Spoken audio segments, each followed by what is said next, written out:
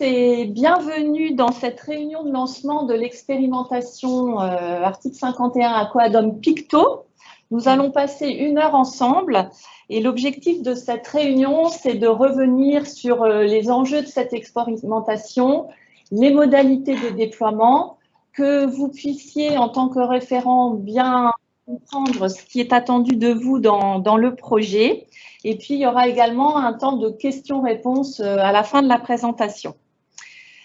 Je vous demanderai de poser vos questions via le chat et de rester sur des questions d'ordre assez général puisque vous aurez l'occasion dans vos établissements de pouvoir poser vos questions spécifiques aux équipes du réseau régional de cancérologie et également au cabinet Norska qui vous accompagneront dans le déploiement.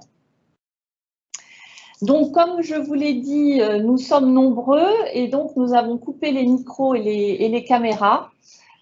Pour que tout le monde puisse bien entendre. Je voulais vous remercier tous de vous être connectés, de prendre le temps de vous connecter à cette réunion et aussi vous remercier au nom des coporteurs et des partenaires pour votre engagement dans ce projet ambitieux. Je vais tout d'abord donner la parole à Morgane Beck, de l'ARS Grand Est. Morgane, est-ce que vous pouvez nous rappeler ce qu'est l'expérimentation article 51 et quels sont les enjeux pour vous à l'ARS Grand Est? Oui, bonjour à tous. Donc, je vous remercie de me permettre d'introduire en quelques mots ce webinaire de lancement de l'expérimentation Aquadome Picto. Donc, c'est une expérimentation autorisée au titre du dispositif article 51. Donc, l'article 51, qu'est-ce que c'est? C'est un cadre expérimental qui a été introduit par la loi de financement de la sécurité sociale pour 2018. Et ce cadre expérimental vise à encourager, accompagner et accélérer le déploiement de nouvelles organisations en santé et de nouveaux modes de financement. Ce dispositif-là s'articule autour de 4 grands concepts. La notion de dérogation, donc on le verra, les expérimentations article 51 doivent déroger au cadre de droit commun. Le deuxième grand concept, c'est le fait d'avoir un caractère évidemment innovant dans ces projets-là. Le troisième concept, c'est la reproductibilité de ces projets qui est vraiment recherchée au travers des expérimentations. Et le dernier grand concept qui est en lien évident avec tous les aspects d'évaluation de ces projets-là, c'est la recherche d'efficience. Donc, le projet Aquadome Picto, qui est autorisé à l'échelle de la région Grand Est pour une durée de 3 ans, c'est un projet d'ambition, vous l'avez vu, porté par un collectif d'acteurs. Avec un nombre d'établissements expérimentateurs très important. L'objectif de ce projet va vous être détaillé tout au long du webinaire.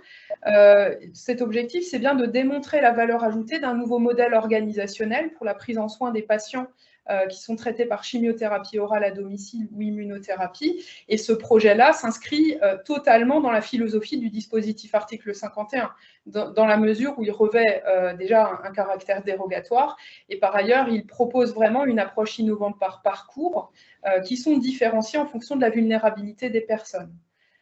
Les ambitions de cette expérimentation répondent aux orientations du PRS Grand Est dans l'un de ses 10 programmes prioritaires et s'inscrivent également en ligne avec la stratégie décennale de lutte contre le cancer. Alors, pourquoi l'avoir présenté dans le cadre du dispositif article 51? Les intérêts de l'avoir travaillé dans ce cadre sont évidemment multiples. On a un premier intérêt qui est celui vraiment de la mise en valeur des initiatives portées par les acteurs de la région Grand Est dans le domaine du cancer. C'est un projet qui est certes autorisé par l'ARS Grand Est, mais qui est également approuvé par les interlocuteurs du ministère et de la CNAM. Ça va lui conférer évidemment une visibilité importante. Il faut savoir que dans le cadre de ce dispositif, à la mi-septembre 2021, on a 103 projets article 51 qui sont autorisés, sur près de 1000 projets qui ont été déposés. Et parmi les projets d'expérimentation article 51 autorisés pour la prise en charge du cancer, on en a 7. Eh bien, on a ce projet régional Aquadome Picto.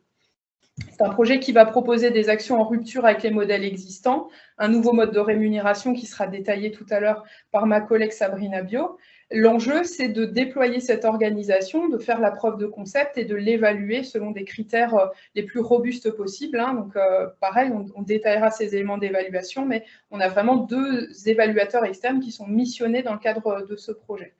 Alors, où est-ce qu'on en est aujourd'hui? Après une instruction qui a été quand même longue hein, et qui a mis à l'épreuve les coporteurs, que je tiens également aujourd'hui vraiment à remercier pour leur ténacité. Hein. On a beaucoup travaillé ensemble et je sais que ça n'a pas été un long fleuve tranquille. On entre maintenant dans une nouvelle phase hein, qui est celle de la mise en œuvre opérationnelle à l'échelle de la région. Et l'histoire, quelque part, est encore à construire puisqu'on est vraiment au démarrage de cette mise en œuvre.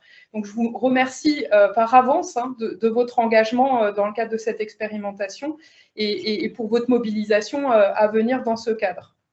Donc, c'est un projet, évidemment, qu'on suivra avec attention hein, au sein de l'ARS et qu'on continuera à accompagner. Voilà, je vous remercie. Merci, Madame Beck. Je vais maintenant passer la parole à Madame Biot, de la Caisse primaire d'assurance maladie du Bas-Rhin. Est-ce que vous pouvez nous parler de votre côté des enjeux aussi de financement concernant cette expérimentation article 51? Oui, bonjour à tous. Vous m'entendez? Oui. Oui. Oui, bonjour à tous. Donc, moi, effectivement, je vais revenir un peu sur l'opportunité que constitue l'article 51, dans la mesure où on est sur une expérimentation qui est autorisée, qui va tester un modèle organisationnel, mais pas que, également un modèle de financement particulier qui répond à la dimension parcours. L'originalité de l'article 51 également, c'est de pouvoir adapter un mode de financement totalement en cohérence avec l'organisation qui a été portée par les expérimentateurs. Donc, dans l'ensemble des expérimentations qui sont autorisées, on assiste à des modèles de rémunération à la capitation, au parcours, ce qui est le cas notamment dans le cadre du projet que nous évoquons aujourd'hui. Voilà, avec un enjeu effectivement de prendre en considération l'articulation nécessaire entre les acteurs de santé. Donc les coporteurs ont co-construit, en lien avec l'ARS, l'assurance maladie et les instances nationales, un modèle économique qui a vocation à être testé pendant la durée de l'expérimentation. Un modèle économique innovant, c'est bien l'enjeu et l'objectif final de cette expérimentation, c'est de pouvoir identifier s'il y a des leviers afin de faire basculer finalement cette expérimentation dans le droit commun. Donc là, on est vraiment sur une phase de laboratoire avec des financements innovants. Ce qui diffère également par rapport au droit commun, c'est tout simplement la mise en place d'une plateforme de facturation spécifique pour votre projet. Donc, sans rentrer dans les détails, ce seront des paiements dits dérogatoires qui seront versés au service de l'expérimentation et des financements selon un modèle de parcours. Donc, en l'espèce, on a trois modèles de financement distincts et un parcours à l'efficience également. Voilà sur les quelques éléments que je pouvais porter à votre connaissance. Ce qui est important également, c'est que cette plateforme de facturation aura également un impact fort dans le cadre de l'évaluation qui sera menée tout au long de l'expérimentation. Et des informations pourront être mises à disposition des évaluateurs pour modéliser finalement la modélisation financière la plus opportune. Merci beaucoup de votre éclairage. Laure Guérou-Acolaf, fondatrice de l'association Patients en réseau. Je vous laisse la parole, Laure. Bonjour, donc effectivement, nous, on est l'association de patients. Donc, notre association, en fait, propose des communautés dans les cancers du sein, du poumon, gynéco et colorectal. Et en fait, on s'est rencontrés depuis 2017 avec l'équipe de Continuum. Et depuis le tout début, en fait, on participe, j'allais dire, à la co-construction et à apporter la voix des besoins des patients en termes d'accompagnement, et notamment, effectivement, sur ces thérapies orales, qui sont un véritable enjeu, puisque c'est beaucoup plus compliqué pour les patients de gérer un traitement seul, en fait, finalement d'être en autonomie avec son traitement. Et ce qui est formidable avec cette expérimentation Aquadome Picto qui démarre, c'est que là, dans le Grand Est, on va pouvoir proposer à tous les patients concernés, en fonction de leur situation, un accompagnement qui va être adapté. Et grâce à l'évaluation qui va être faite, on va pouvoir aussi à la fois rendre compte des bénéfices pour les patients. Donc, on espère bien sûr en termes de qualité de vie, en termes de niveau d'effet indésirable, en termes de consommation entre guillemets de soins. Et c'est justement là où l'expérimentation est importante, parce que l'enjeu, je crois, c'est de pouvoir ouvrir ces parcours à une proposition large et pérenne dans le temps, puisque ça fait partie des grands enjeux, je pense, de santé publique de demain. Merci Laure. Je vais laisser la parole maintenant au président de l'URPS pharmacien, Monsieur Christophe Wilk. Est-ce que vous êtes avec nous, monsieur?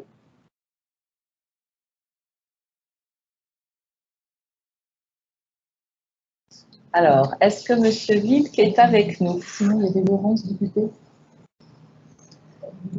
Delphine, active peut-être le micro de madame Dupupé. Alors.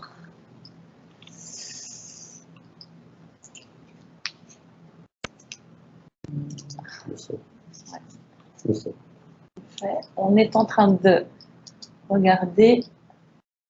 C'est fait. Monsieur Wilk, est-ce que vous... Ou madame Dupupé qui nous a rejoint? Oui, bonjour, c'est Madame Dupupé. C'était pas trop prévu que je parle. Je pensais que Monsieur Wilk serait là, mais a priori il n'est pas là. Donc, ce que je peux dire par rapport à cette expérimentation, c'est que l'URPS pharmacien a accompagné le projet Picto dès le début, hein, en partenariat avec le réseau, et que l'URPS continue à le faire et va aussi être associé pour le déploiement en région. Hein.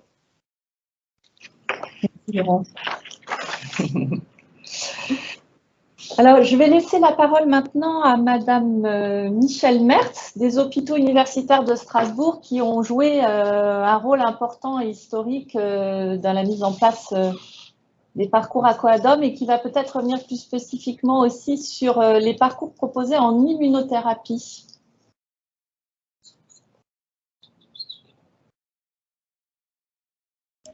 Vous êtes mutée, madame Mertz. Ah oui, vous aviez refermé votre micro, peut-être le réactiver. Pardon. Excusez-moi. Bonjour, merci de me donner la parole. Donc, effectivement, je m'appelle Michèle Mertz, je suis chargée de mission aux hôpitaux universitaires de Strasbourg. Et donc, je participe à l'élaboration de ce dossier depuis, pour moi, 2019. Mais les services d'ESUS participent à l'élaboration du projet depuis 2018 en tant que site pilote. Les services qui participent depuis le début sont le service de pneumologie pour les cancers du poumon et l'oncologie pour les cancers du sein et du rein. Sachant qu'aujourd'hui, la prise en charge des cancers du sein et du rein se fait désormais à l'ICANS. Donc, au niveau des US, on va continuer à travailler sur la pneumologie avec les équipes de pneumologie. Dans le cadre de la constitution du dossier article 51 qui a été déposé et validé, donc les médecins et personnels de nos services ont participé à l'élaboration des parcours et plus particulièrement des parcours immunothérapie. À ce stade, maintenant que le dossier a été validé, l'expérimentation est validée, les US vont inclure des patients et à partir de leur expérience et de la validation de ces parcours, ils pourront être dupliqués dans les établissements participants et je pense que les équipes des US pourront apporter leur expérience à ceux qui le souhaitent. Alors, au niveau de l'innovation, vraiment, ce qui me tient ici aux hôpitaux universitaires de Strasbourg, c'est que ce projet propose vraiment un modèle organisationnel qui favorise le lien entre les soignants de l'hôpital et les soignants de la ville, qui est absolument bénéfique pour ces patients-là. Et pour vous indiquer rapidement en quoi consiste donc le parcours standard immuno qui va faire intervenir une infirmière de l'hôpital, à partir du moment où le patient a donné son consentement, il part dans un parcours de suivi qui est effectué par l'infirmière de l'hôpital, qui planifie des appels réguliers, elle lui pose des questions sur l'observance de ses traitements, les effets indésirables éventuels, et tout le monde est en relation. Le médecin oncologue peut consulter, elle enregistre tout sur l'application, et elle peut prendre certaines décisions qui relèvent de son champ de compétences entre les consultations de l'oncologue. Voilà, donc ça, tout ça, c'est un poste, par exemple, qui est à développer au sein des établissements pour pouvoir suivre les parcours immuno. Très bien. Merci Madame Mertz pour cet éclairage sur les parcours spécifiques de l'immunothérapie. Je vais maintenant passer la parole à Nathalie Fabier, au docteur Nathalie Fabier, du réseau régional de cancérologie Grand Est, le réseau Néon, qui va faire un petit duo avec le docteur Guillaume Gau, fondateur de Continuum Plus, pour vous expliquer un peu plus précisément les différents types de parcours qui sont proposés et aussi, comme vous l'imaginez, l'outil, la plateforme numérique qui va permettre à l'ensemble des acteurs d'être reliés, de partager des informations. Voilà, donc je vous laisse la parole.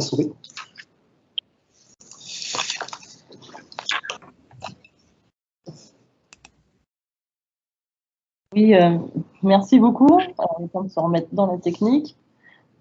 Voilà, donc on va rentrer effectivement dans la deuxième partie où avec Guillaume, nous allons revenir brièvement sur l'ensemble des parcours et ce qui a été prévu pour le déploiement, sans dévoiler la partie suivante qui sera proposée par Aurélien Rosa de Norska.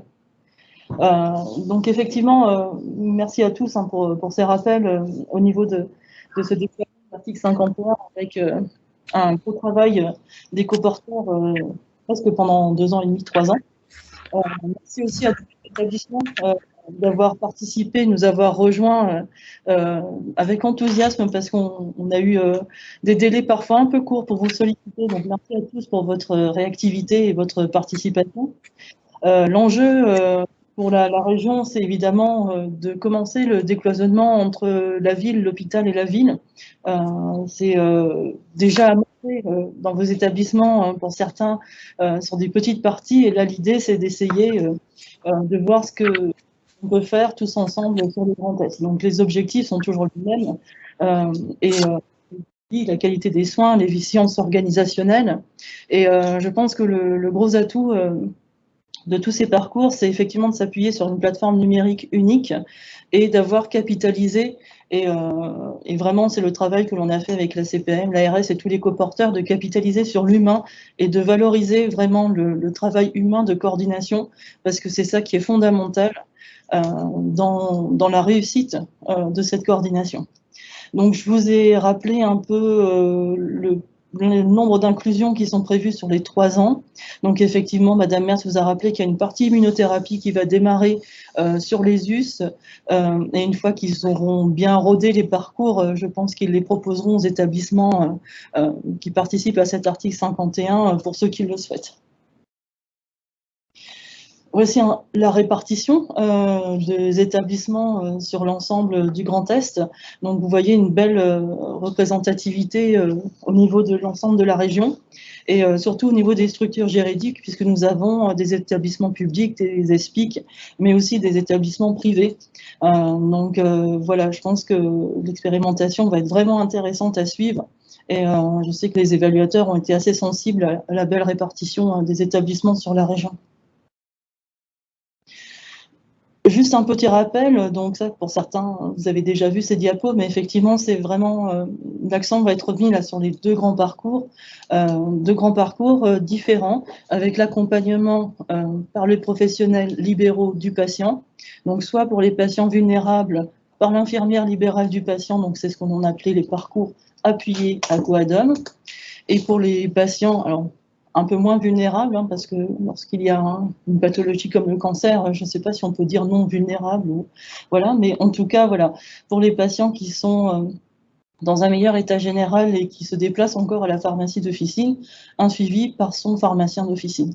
Vraiment, la grande force de ces deux parcours, outre une application unique qui permet vraiment à tous les professionnels d'échanger et de se retrouver autour du patient, c'est vraiment l'accent qui a été mis d'une part sur la formation des professionnels libéraux du patient, formation que l'on aime bien appeler en Lorraine formation-action, puisque c'est lorsqu'ils vont avoir le patient à prendre en charge à domicile qu'ils auront l'ensemble, j'allais dire, des données validées, harmonisées, pour avoir un bon discours commun avec l'hôpital. Donc voilà, c'est l'une des très grandes forces. La deuxième, on va y revenir quand on en parlait plus en détail, c'est la déclaration automatique des effets indésirables au niveau des centres régionaux de pharmacovigilance. Je pense que c'est quelque chose d'assez unique et vraiment, pour l'évaluation, je pense que ça sera vraiment intéressant de voir en vie réelle. Donc le premier parcours que l'on a appelé du coup standard, PICTO, pour pharmacien d'intervention coordonnée pour le suivi des thérapies orales anticancéreuses.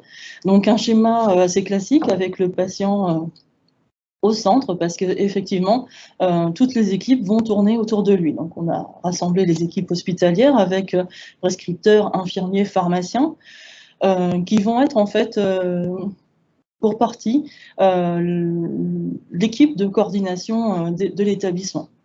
En ville, vous voyez effectivement que l'accent est mis sur le pharmacien d'officine, puisque ce sera un suivi de 4 séances d'accompagnement thérapeutique du patient sur les 3 premiers mois.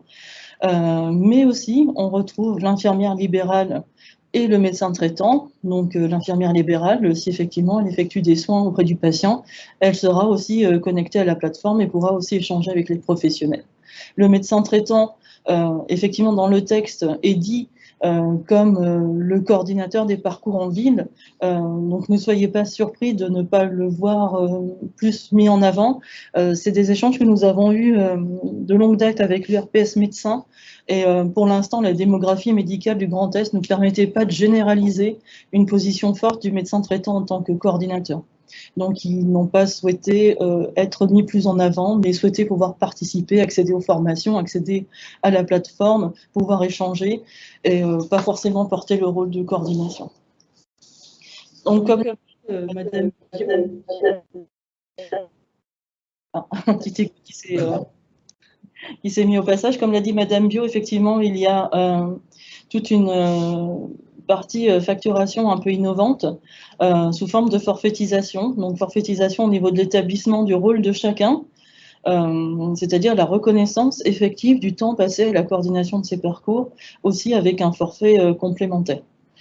Pour le pharmacien d'officine, donc certains d'entre vous le savent parce que ça a été assez difficile dans les échanges au cours de la mise en place de ce dossier article 51, les entretiens conventionnels pharmaceutiques ont été autorisés, si je me souviens bien, en début d'année et vont commencer à se mettre en place tout doucement.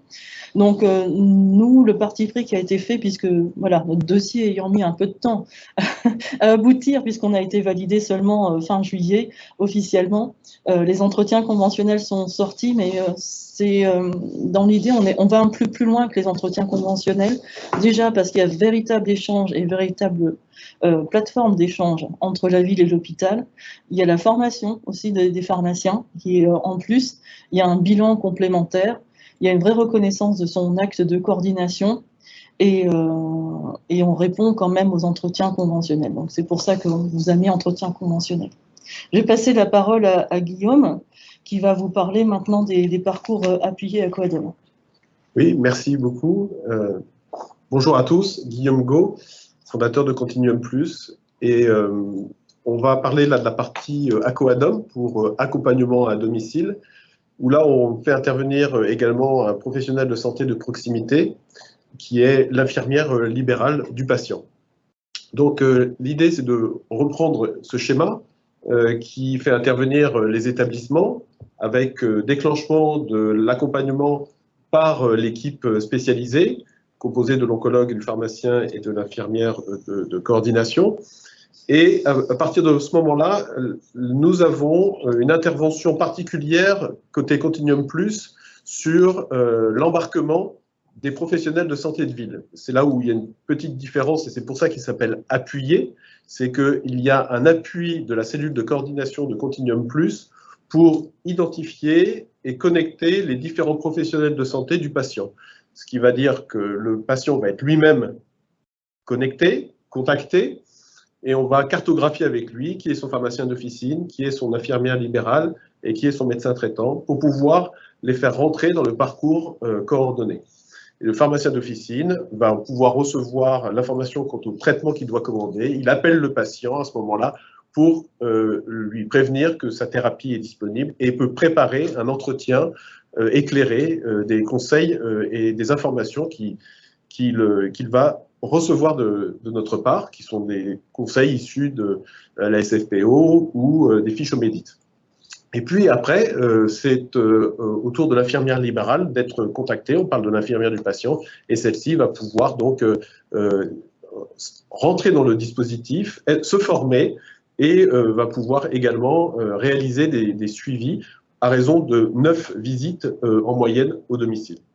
Une par semaine au début, puis une fois tous les 15 jours sur les 2 mois qui suivent. On a également l'intention, bien sûr, de prévenir le médecin traitant, et comme l'a dit Nathalie, il rentre dans le suivi, c'est un acteur pivot de la prise en charge en ville du cancer, et il est donc informé et va être le professionnel de santé de recours vers lequel l'infirmière va se tourner si les grades sont de sévérité faible, et si les grades sont plus importants, l'infirmière s'orientera vers l'établissement. Donc l'ensemble de ces informations sont partagées sur une plateforme unique. Et pour ce qui s'agit donc du financement, il est prévu un financement pour l'ensemble des acteurs afin de réaliser le télésuivi. Alors, il faut faire rouler la molette. Il faut faire rouler la molette, voilà, c'est bon. Voilà. Donc, à la fois côté donc, hospitalier, où il y a donc des forfaits de télésuivi pour l'oncologue de 63 €, pour le pharmacien afin de réaliser la primo-prescription en complément des 45 € conventionnels, et 50 € pour le télésuivi de l'infirmière de coordination. Il faut savoir que nous prévoyons également, pour la mise en place des suivis par l'infirmière libérale, un appui par une infirmière qui a déjà réalisé ce type de suivi sur le terrain. L'infirmière libérale, pour sa part, perçoit pour l'ensemble de cet accompagnement 205 € qui peuvent être amenés à être répartis entre les infirmières du cabinet si elles interviennent à plusieurs, ce qui est très souvent généralement le cas. Donc chacune d'entre elles reçoit la part pour laquelle elle a réalisé l'accompagnement. Donc l'ensemble de ces parcours, comme vous le voyez, sont en dehors du champ dérogatoire.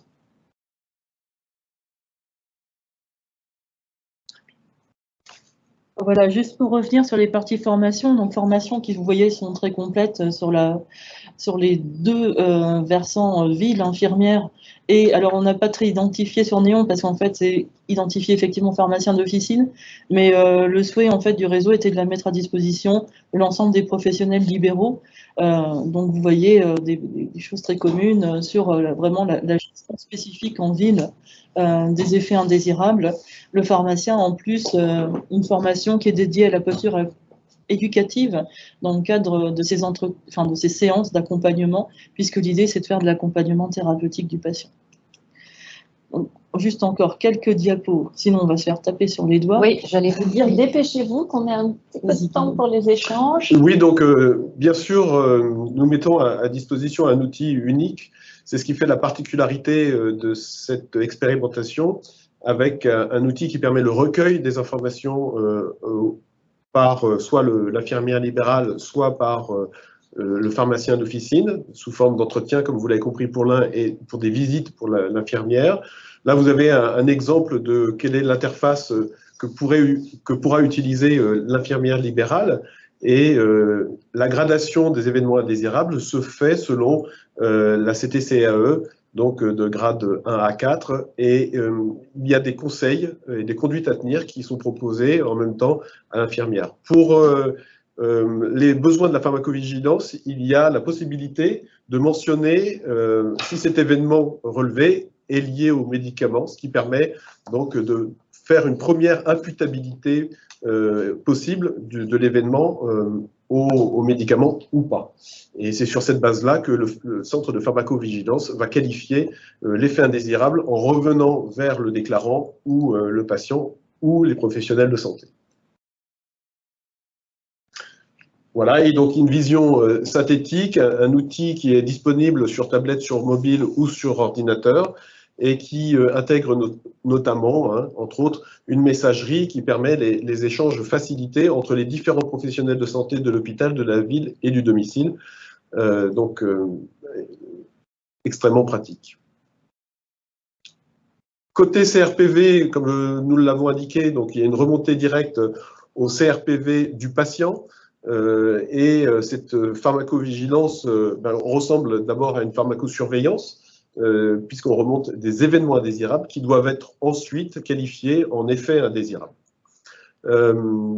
Pour ce qui est de l'évaluation de l'article 51 de cette expérimentation ACO-ADOM-PICTO, elle repose sur 3 piliers qui vont être, la faisabilité, c'est de voir dans quelle mesure finalement, ensemble, on est en mesure de mettre en place, on a la capacité de mettre en place ce dispositif. Ensuite, de voir son efficacité ou son efficience par rapport aux moyens qu'il mobilise.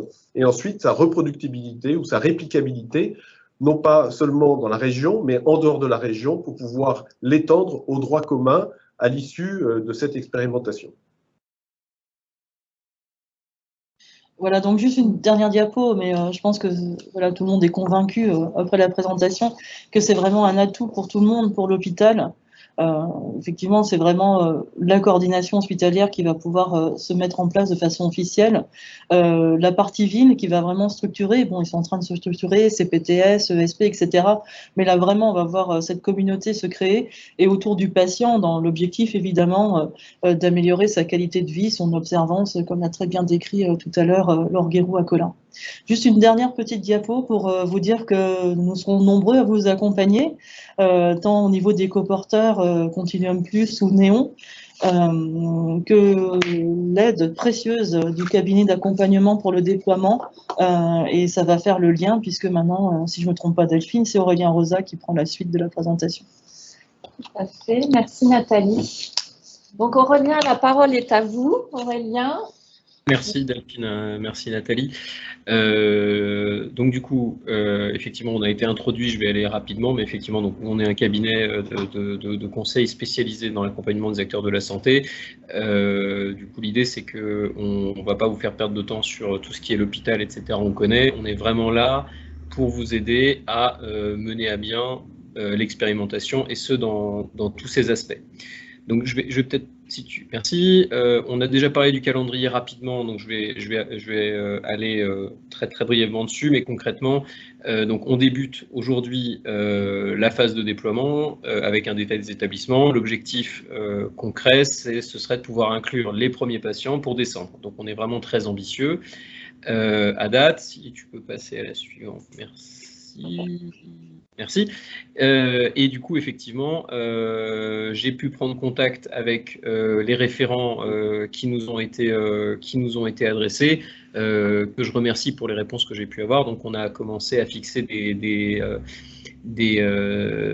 à amorcer les déploiements dans beaucoup d'établissements avec le CHINA, donc Charleville, en première ligne là-dessus, suivi de près par le CHU de Reims et par UNEOS. Sur la page suivante, concrètement, pourquoi est-ce qu'on a fait appel à des référents? parce que concrètement, donc on a une équipe de déploiement qui était listée par Nathalie à la fin de sa présentation, et concrètement notre capacité à atteindre l'ensemble des personnes concernées, parce qu'effectivement, en tant qu'expérimentation article 51, ça va jouer sur beaucoup de terrains. Il y a l'aspect parcours patient naturellement, mais après il y a tous les autres aspects médico-économiques, juridiques, RH, etc. Qui vont avoir des conséquences pour l'établissement, et donc on a besoin de pouvoir atteindre pas mal de gens de l'établissement. C'est pour ça qu'on a fait appel à ces référents. Je sais que vous êtes autour de la table et je vous en remercie. Pour rappeler simplement que là où on vous attend, c'est pour faire cet effet de levier. Concrètement, c'est de nous aider à identifier quelles sont les personnes pertinentes pour le déploiement, à nous aider à rentrer en contact et à encourager la réponse le cas échéant. On a beaucoup de gens très occupés, etc. Et du coup, il faut être aussi ambassadeur de l'expérimentation, justement, pour qu'on puisse avancer au sein de votre établissement.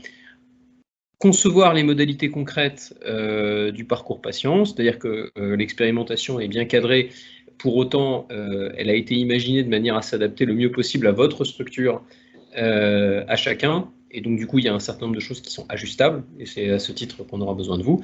Enfin, la remontée des problèmes éventuels qui ne manqueront pas de se produire pour telle ou telle raison, de façon à ce qu'on puisse les traiter le plus rapidement possible.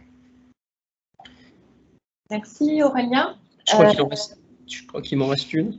Excuse-moi. Merci. Je vais faire très vite, le message est clair.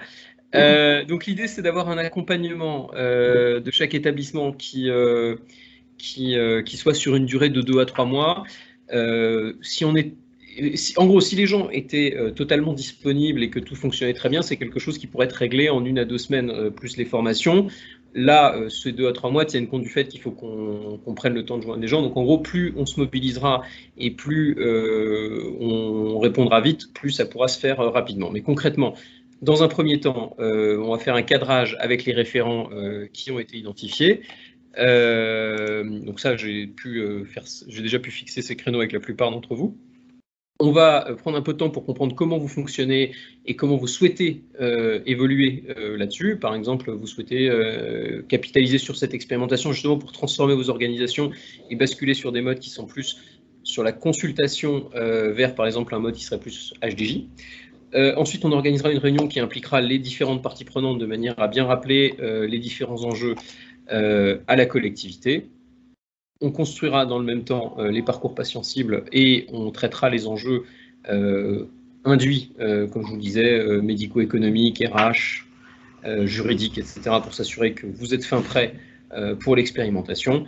On organisera une réunion de lancement et on vous accompagnera à distance pour résoudre les problèmes qui pourraient se produire. Très rapidement, concrètement, qu'est-ce qui fait qu'on y arrivera rapidement ou pas? La première, c'est de prendre en compte les enjeux dès le départ. L'idée, c'est qu'on va essayer de vous les présenter, de vous donner la meilleure visibilité pour que vous-même, vous soyez en mesure d'identifier quels pourraient être les points de complexité et les points qui seront plus simples pour vous à mettre en œuvre. Second point, mobilisation des communautés médicales et soignantes. Ça paraît assez transparent, mais effectivement, notre mission à nous, à l'équipe de déploiement et à vous, références, ça va être de nous aider justement à trouver les bons moyens et les bons messages pour s'assurer qu'on mobilise des gens de façon à ce qu'à la fois on puisse mettre en œuvre le déploiement et inclure des patients, parce qu'il y a aussi cette continuité-là. Prise en compte des enjeux spécifiques et réels de l'établissement, j'en ai parlé.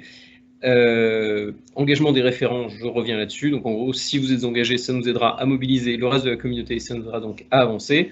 Enfin, maintien du rythme. L'idée, c'est justement toujours, vous remarquerez qu'il y a cette notion de temps, c'est qu'effectivement, plus on bloque, plus on traîne, etc., plus on perd l'engagement des personnes qui sont, pour certaines, engagées depuis le tout début de l'expérimentation, donc depuis fin 2018, de la réflexion en tout cas. Donc l'idée, c'est de maintenir ça, avec donc une composante en présentiel qui sera importante également. Et j'en ai fini, je passe donc la main à Héloïse Cadar pour le China. Alors, on va partir d'une expérience concrète, puisque le China, ça y est, a commencé, et donc on voulait vous donner envie à tous ceux qui n'ont pas encore démarré à travers ce premier retour d'expérience d'Héloïse Cadar, qui est donc pharmacien au China. Héloïse, c'est à vous. Bonjour à tous. Donc, je vais vous présenter un petit peu le cheminement dans lequel on s'est engagé pour arriver au déploiement de l'article 51 sur le centre hospitalier intercommunal Nord-Ardennes. Donc là, on a commencé déjà la préparation, on est presque prêt, on va dire, à commencer. On attend le OK pour pouvoir inclure les premiers patients. Alors, première diapo suivante, s'il vous plaît. Alors, pour vous expliquer un peu comment on en est arrivé ici, un petit peu d'historique par rapport à nos travaux engagés. C'est vraiment dans le cadre d'un projet de pharmacie clinique qu'on est entré dedans. À Charleville, on fait de la pharmacie clinique en onco depuis 2016. Et depuis 2020, on a projeté un projet qui s'appelle Pépite Ardennes pour pharmacie clinique et parcours patient au sein du territoire Nord-Ardennes. Et ce projet se découpe en 4 axes: la pharmacie clinique oncologique, l'intégration des pharmaciens cliniciens en service de soins, le ciblage des patients à prioriser pour les activités de pharmacie clinique et le lien ville-hôpital.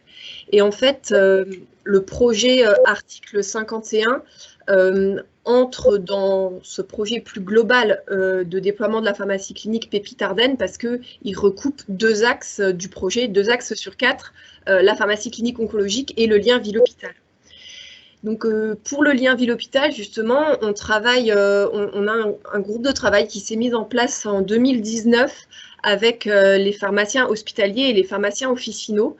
Le but, c'était déjà, dès le départ, de se connaître quelles étaient les contraintes, les besoins de chacun pour pouvoir mieux communiquer, mieux échanger et puis, bien sûr, améliorer le suivi de nos patients puisque c'est des patients qu'on a en commun. Et le point de départ, c'était une orientation cancérologie, justement, avec les chimiothérapies orales, puisque je pense que c'est vraiment le parfait exemple pour initier ces collaborations entre la ville et l'hôpital.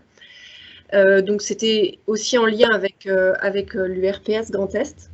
Et puis, sur la diapo précédente, s'il vous plaît, le contexte également, c'est une collaboration avec Continuum Plus depuis déjà 2 ans. On a inclus notre premier patient dans Aquadome en septembre 2019 et aujourd'hui, on est à 38 patients, je crois, suivis dans Aquadome en oncothoracique et en hématologie. Donc, au CHINA, on connaît déjà bien la plateforme, on a ses évolutions aussi depuis 2 ans. Et donc, c'est en fait, au vu de ce contexte, assez naturellement que dès qu'on a eu connaissance de l'article 51 et du rassemblement des projets Picto et Aquadome, on est parti dedans avec beaucoup d'enthousiasme parce qu'on travaillait déjà dessus. Voilà, c'est bon. Donc, comment on est organisé au sein du CHINA vraiment à l'heure actuelle, là, avant d'entrer dans l'article 51? C'est donc les pharmaciens cliniciens qui sont très engagés dans la coordination de la prise en charge des patients sous chimiothérapie orale. On a connaissance des initiations de traitement parce qu'on est investi en RCP. Ensuite, on a mis en place depuis début 2021 maintenant des hospitalisations de jour de chimiothérapie orale et donc les patients rentrent dans le traitement sous chimiothérapie orale par une HDJ chimio orale de primo-prescription où il y a une consultation médicale, une consultation pharmaceutique et un entretien éducation thérapeutique pour la gestion des effets indésirables.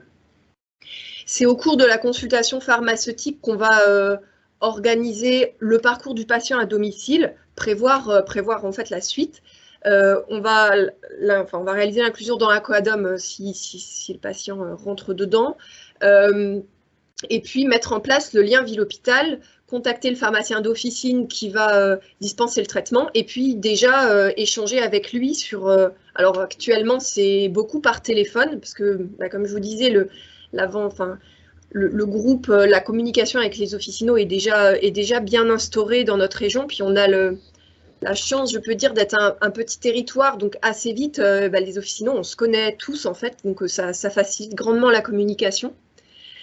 On va renouveler de manière presque systématique cette HDJ au bout d'un mois pour évaluer la tolérance et évaluer un petit peu comment le patient envisage son traitement, si c'est déjà un petit peu gérer les effets indésirables, etc. Repréciser certaines choses s'il y a besoin. Et puis ensuite, on va travailler sur la suite du lien ville-hôpital, vraiment la suite du suivi du patient. C'était une volonté dès le départ en tant que pharmacien clinicien de travailler sur le suivi du parcours du patient sous chimio orale, de pas juste s'attarder sur la primo-prescription, mais vraiment de suivre le patient dans le temps pour les chimiothérapies orales. Diapo suivante, s'il vous plaît.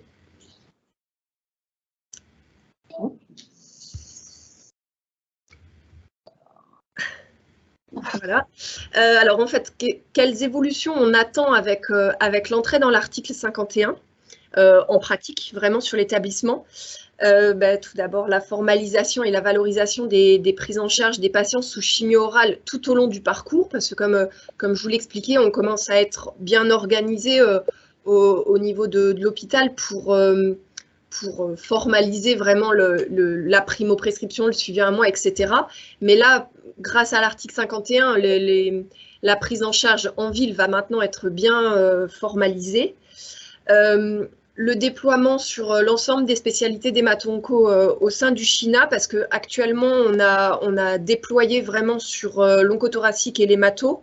Donc on va changer de périmètre quand même. Là, on va avoir beaucoup plus de patients à prendre en charge. Pour cette raison aussi, parce que comme je vous disais, c'est surtout la coordination est surtout réalisée par les pharmaciens cliniciens. Là, une fois qu'on va changer de périmètre, avoir beaucoup plus de patients, on va partager cette coordination avec les IDEC. Ce qui va être nouveau pour nous, c'est les parcours Picto, parce que comme je vous disais, le Aquadome, ça y est, on connaît bien maintenant. Par contre, Picto, ça va être nouveau pour nous. On en discute avec les pharmaciens d'officine depuis le début.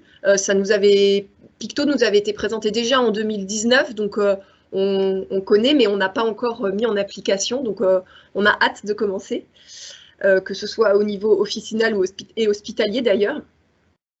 Et puis l'amélioration du lien ville-hôpital avec la plateforme Continuum Plus pour pouvoir faciliter la transmission des informations utiles à la prise en charge, que ce soit de l'hôpital vers la ville, parce qu'on a beaucoup d'informations à donner aux pharmaciens d'officine pour lui faciliter la prise en charge, le suivi pharmaceutique du patient. Et puis de la même façon, on attend des remontées des informations de ce qui se passe en ville, au domicile du patient et pour lequel le pharmacien d'officine est souvent un des premiers professionnels de santé à être informé. Donc voilà, en pratique. Globalement, nos motivations et ce qu'on attend de la mise en place de l'article 51, au niveau vraiment de l'hôpital, c'est renforcer la collaboration pluridisciplinaire autour du parcours du patient sous chimio orale. On travaille déjà bien hein, on a vraiment une très bonne collaboration au niveau du CHINA entre chaque profession, que ce soit médicale, infirmière, pharmaceutique, mais là, ça va être du coup plus défini, les rôles de chacun vont être mieux définis et vont nous permettre d'être plus efficients dans les prises en charge. Le développement et l'optimisation du lien ville-hôpital et particulièrement pour nous pharmaciens avec les pharmaciens officinaux. Grâce à la plateforme, on va avoir des échanges d'informations qui vont vraiment être augmentés, donc ça va nous permettre d'optimiser. Ce qui m'est cher, la valorisation des activités de pharmacie clinique pour les consultations pharmaceutiques hospitalières et les entretiens pharmaceutiques en ville. C'est important, comme je vous le disais, à la base, le projet, c'est de la pharmacie clinique. Donc, on est content de pouvoir valoriser un petit peu nos activités. Et puis, je vais terminer là-dessus. Enfin et surtout, c'est vraiment la première chose. Je pense qu'on aura une amélioration de la sécurisation des prises en charge, de l'optimisation des traitements de chimio orale et puis surtout de l'accompagnement des patients. On espère ne plus entendre en consultation des patients qui nous disent bah non, j'ai arrêté de prendre mon traitement par chimio orale parce que je ne le tolérais pas, parce que je ne savais pas quoi faire, parce que j'étais tout seul chez moi, etc. Ça, c'est toujours des situations qu'on vit comme des échecs. On espère que voilà, ça n'arrivera plus avec cette amélioration des accompagnements. Voilà. Merci beaucoup, Héloïse, pour ce témoignage. Voilà, on espère que ça vous donne tous envie de démarrer maintenant, rapidement, sur ce projet ambitieux où la région Grand Est a réussi à mobiliser beaucoup d'établissements. Donc, bonne chance à tous pour mettre en place ce beau projet dans vos établissements et vous appuyer, bien sûr, sur toutes les ressources que vous a présenté Nathalie Fabier tout à l'heure. Alors, est-ce qu'on a des questions-réponses, Nathalie, que l'on peut partager? On ne pourra pas les partager. Enfin, auxquelles on peut répondre. Oui, apparemment, il y a une question sur les photos sont-elles possibles sur la messagerie sécurisée? Alors, je la prends parce qu'elle concerne la plateforme Continuum Plus. Oui, le partage de photos est possible à travers l'application et tout cela est bien sûr sécurisé en hébergement certifié de données de santé. Héloïse, est-ce que les photos sont bien? Est-ce qu'elles remontent? Est-ce qu'on voit des choses? Oui, on a déjà eu alors que ce soit les infirmières libérales qui nous font remonter dès qu'il y a des effets indésirables cutanés, je dirais. C'est, je crois, la première application pour laquelle on a eu des photos qui nous sont remontées, oui.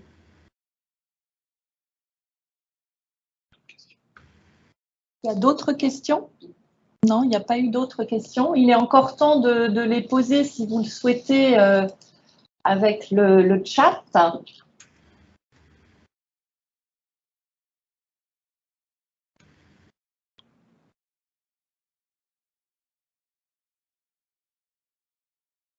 Il y a une question. Alors, les alertes. Pardon? Le mode messagerie. Là, celui-là, Guillaume gauche. Alors, il y a une question. Des alertes automatiques sont-elles générées suivant les stades d'effets indésirables?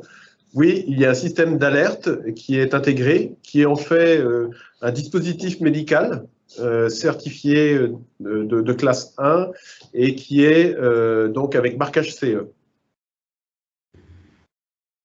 On a une question aussi de Gwendoline. Esperlette. Comment se répartit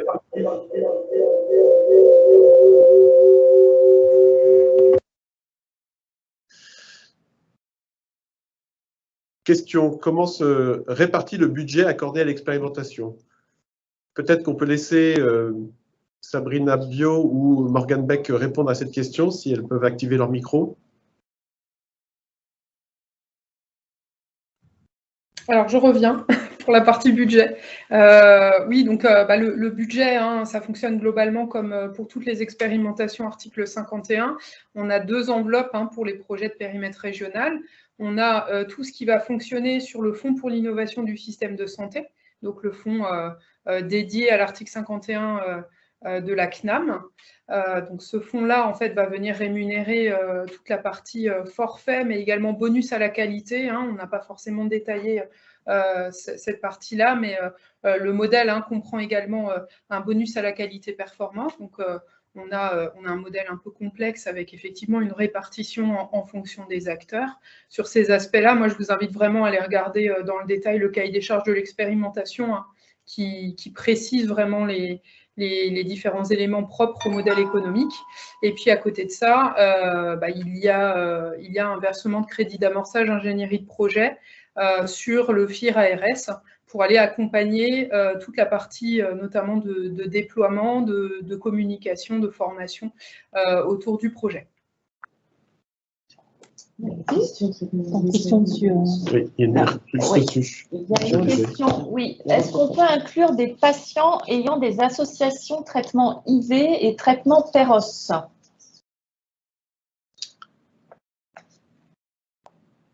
Alors, je peux répondre à cette question. Oui, bien sûr, qu'on peut intégrer des associations. Je vais parler pour la partie particulière des immunothérapies, puisque beaucoup de traitements oraux sont associés à l'immunothérapie. Donc, on va tester cette partie suivi immuno avec les US et ensuite, une fois qu'on l'aura parfait, il sera mis à disposition des autres établissements pour permettre justement une prise en charge à la fois de traitements qui combinent l'oral et l'injection, mais également de faire de l'immuno associé ou non. Autre question, quel est le rôle concrètement de chacun des référents, en particulier du rôle du référent administratif? Aurélien, je crois que c'est pour toi. Oui, merci Delphine. Le rôle du référent administratif, il est de fondamentalement faire la facilitation vis-à-vis des autres acteurs administratifs de l'établissement et éventuellement de faire une première lecture critique des enjeux. Par exemple, si par exemple on envisage un parcours patient qui met en avant une nécessité de recruter des IDEC, par exemple, et que ce n'est pas du tout cohérent avec la stratégie de l'établissement, le rôle du référent administratif pourra aussi être d'anticiper ces problématiques-là. Mais disons que son rôle principal, c'est de faciliter les échanges et de mettre du lien. Concrètement, il faut qu'on soit très très clair là-dessus. On n'attend pas du tout de rôle proactif de la part des référents. Alors s'ils le font, c'est très bien et c'est très apprécié. Mais pour le coup, c'est plutôt, on attendra plutôt un soutien.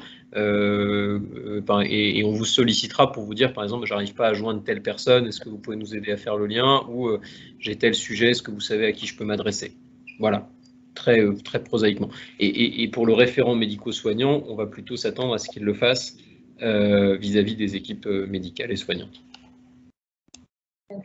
Oui, si je peux rajouter un point, il y a une partie conventionnement et contractualisation qui est à mener dans le cadre de l'établissement. Conventionnement avec donc les coporteurs et contractualisation autour de la plateforme pour pouvoir utiliser la plateforme dans un cadre d'application bien précis. Une question pour vous, Héloïse. Combien de pharmaciens sont déployés sur le site China pour cette activité? Alors actuellement, c'est donc pour les pharmaciens cliniciens en onco, ils ne sont pas exclusivement dédiés au projet, on va dire. Ça va s'intégrer à un ensemble d'activités de pharmacie clinique onco. On n'a pas encore précisément décidé quelles ressources pharmaceutiques vont être allouées au suivi de l'expérimentation. Là, actuellement, on est à peu près à 0,5 TP pharmacien sur la pharmacie clinique onco. Mais pour toutes les autres activités de pharmacie clinique aussi. Donc voilà, je ne peux pas répondre précisément sur le projet quelles ressources pharmaceutiques sont dédiées. C'est pas encore décidé. Merci. Merci beaucoup à tous pour votre participation, pour vos éclairages. On arrive à la fin des questions et puis on a dépassé de quelques minutes l'horaire de 5 minutes. Donc, excusez-nous, il a fallu mettre en route cette réunion. Voilà, n'hésitez pas à vous rapprocher des référents et des personnes qui peuvent vous accompagner sur le projet et répondre à vos questions. Vous voulez ajouter quelque chose? Nous vous ferons parvenir le diaporama de présentation. Comme ça, si vous souhaitez partager, échanger ou si vous avez des questions a posteriori, vous n'hésiterez pas à nous contacter, soit lorsque l'on viendra avec Aurélien et l'équipe Continuum Néon vous rendre visite dans l'établissement, soit avant ou par mail ou par téléphone, comme vous le souhaitez. Merci pour ces échanges. Merci à tous. Merci. Merci. Merci. Bonne journée, au revoir. Au revoir.